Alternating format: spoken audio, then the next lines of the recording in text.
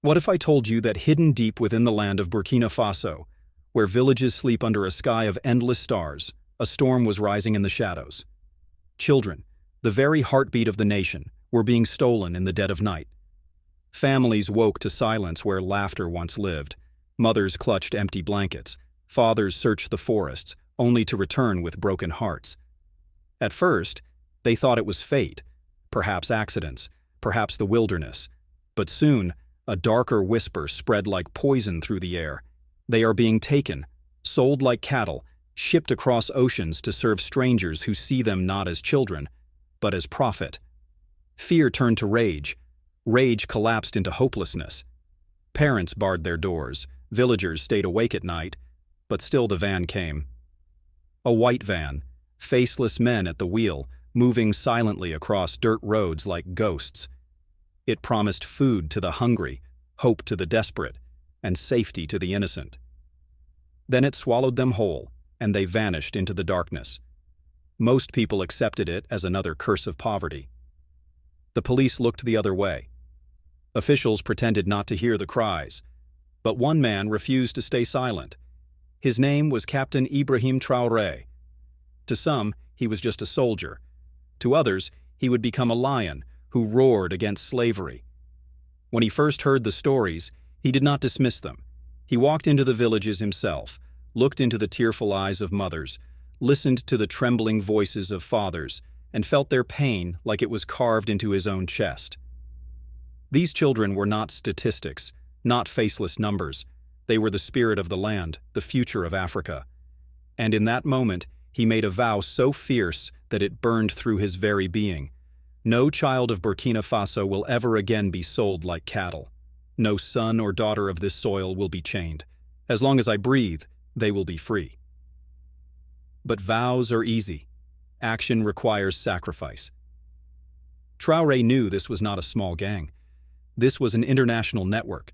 Traffickers backed by money, connected to foreign masters, protected by corrupt officials who sat in comfortable chairs while children cried in cages. To fight them, he had to trust no one. Not the police, not the government, not even his own fellow officers. So he shed his uniform, left behind the identity of a captain, and became a shadow among shadows. He dressed as a villager, blending into the markets and the fields. He listened to gossip, followed trails of rumor, pieced together whispers that others dismissed as drunken tales. Slowly, carefully, a pattern appeared. The kidnappers always struck poor families. They always came at night, and they always used the same van. That van became his target. For weeks, Traoré and a small band of loyal men followed it across dirt roads, through forests, and into forgotten corners of the city. Each mile pulled them closer to the truth. Until one night, the trail ended at an abandoned warehouse. What they saw inside froze their blood. Cages, dozens of them. Inside, children stared with hollow eyes. Some wept softly, calling for their mothers. Others sat silent, too weak to cry. Some held each other tightly, tiny hands gripping with desperate fear. It was not just a crime scene, it was a graveyard of innocence. Traoré's fists clenched. His heart burned with rage so pure it felt like fire. These were not commodities. They were sons and daughters. They were the pride of Africa. And that night he swore the nightmare would end. But the traffickers were no fools. Armed and ruthless, they appeared from the shadows, confident in their power. They believed Burkina Faso was weak, that no one would dare resist them. But they had never faced Captain Traoré. With a single signal, he unleashed his men. The warehouse erupted into chaos. Gunfire cracked through the night.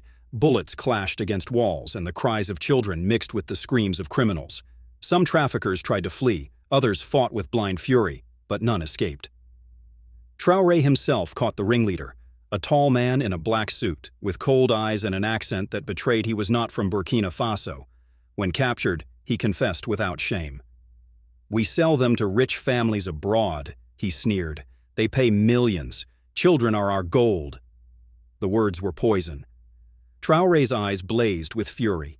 He dragged the man in chains, looked into his face, and thundered, "Never again. You will never touch another child of this soil." The children were freed. Some hugged Traoré's legs with trembling arms. Some cried in relief, their small bodies shaking.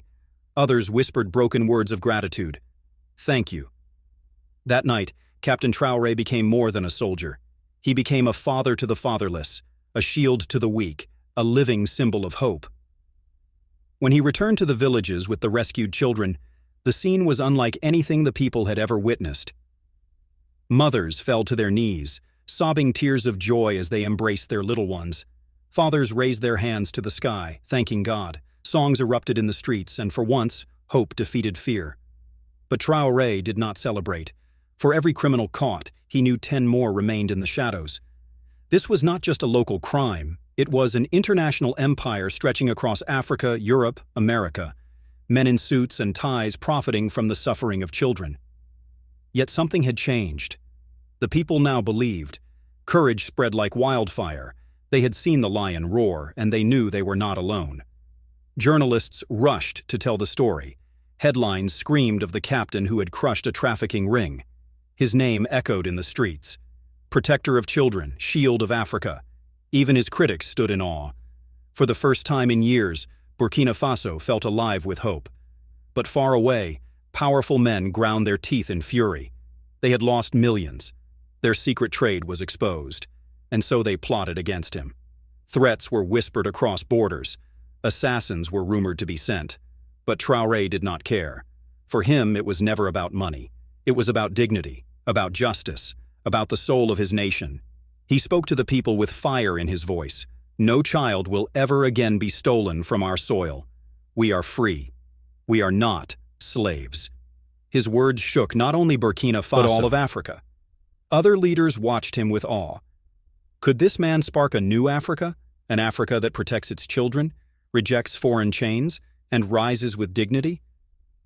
The children who were rescued grew up with his name etched into their hearts. Some became doctors, others teachers, others soldiers like him. But all of them carried his legacy. They would say, "We are free because of Traoré. He gave us a future." His fight became their fight. Years later, when people spoke of child trafficking, they remembered the night it was broken, the night children were taken from cages to freedom, the night Captain Ibrahim Traoré stood against darkness, not for power, not for glory, but for the powerless. To some, he was a hero, to others, a savior. But to the children, he was simply Papa, the man who gave them back their lives. His story spread across continents, a legend whispered in villages and echoed in cities. Songs were sung of his courage. Elders told stories of his bravery by firelight. He became not just a man, but a myth, a symbol of defiance. But the war was far from over. Traffickers adapted. They changed their routes, their disguises, their tricks. But now they faced an enemy they could not buy or silence, because the people themselves had become his army. Farmers reported strange cars. Fishermen watched rivers for foreign boats. Children whispered secrets they overheard. Every rumor reached him. Piece by piece, he mapped the network, stretching not only through Burkina Faso, but into Mali, Niger, Ghana, Ivory Coast. The traffickers had spread everywhere. But so had hope. Traoré inspired chiefs and elders, mothers and fathers, young and old. Communities formed watch groups.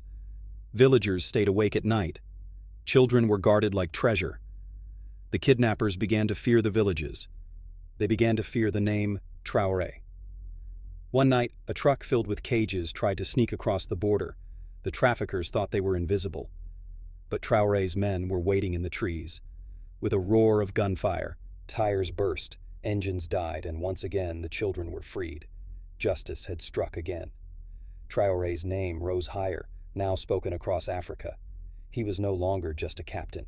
He was the guardian of Africa, the lion who fought shadows, the man who gave light.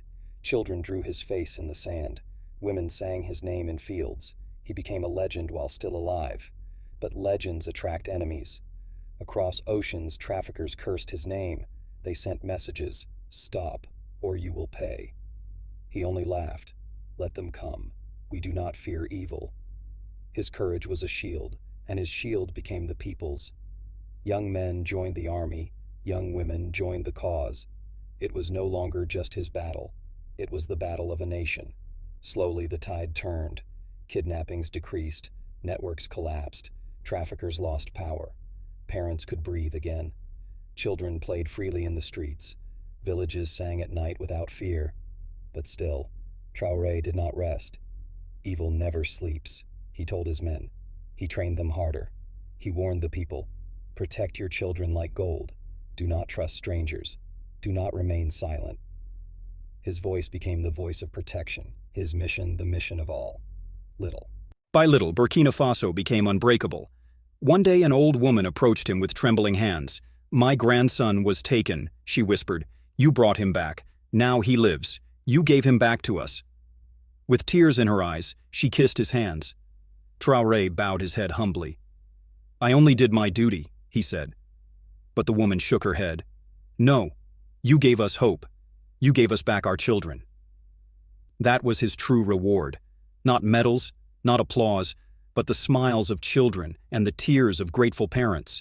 History would remember him not just as a soldier, but as a protector of dreams, a lion who roared against slavery, a shield who stood for the weak. He fought the rarest, most sacred battle of all, the fight for innocence, and he did not fight alone. He awakened an entire nation. He turned fear into freedom, pain into power, despair into dignity. And so, his story became a legend not just of Burkina Faso, but of Africa itself. Please subscribe my channel and hit the bell icon for latest uploads.